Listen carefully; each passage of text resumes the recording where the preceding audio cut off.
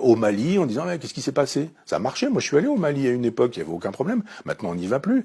Mais qu'est-ce qui s'est passé? Mais on a paupérisé le Mali, on a fait venir plein de Maliens, le Mali est devenu pauvrissime, on a continué à exploiter les sous-sols justement pour avoir les matériaux rares qui nous permettent aujourd'hui de faire des voitures prétendument écologiques. C'est-à-dire les voitures hybrides qui fonctionnent aujourd'hui à l'électricité fonctionnent à l'électricité nucléaire.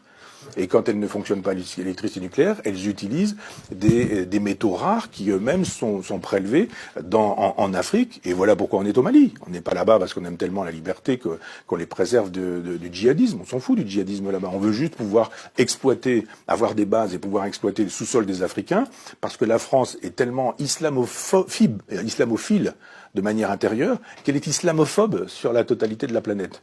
Il n'y a rien de... C'est formidable l'islam en France, mais alors dès qu'on peut tabasser des Afghans, dès qu'on peut tabasser des Irakiens, dès qu'on peut tabasser des Libanais, des Libyens, dès qu'on peut tabasser des Palestiniens, dès qu'on peut tabasser des Maliens, alors là, il n'y a aucun problème, on peut y aller. On fait des bombes, on fait des tapis de bombes, et voilà.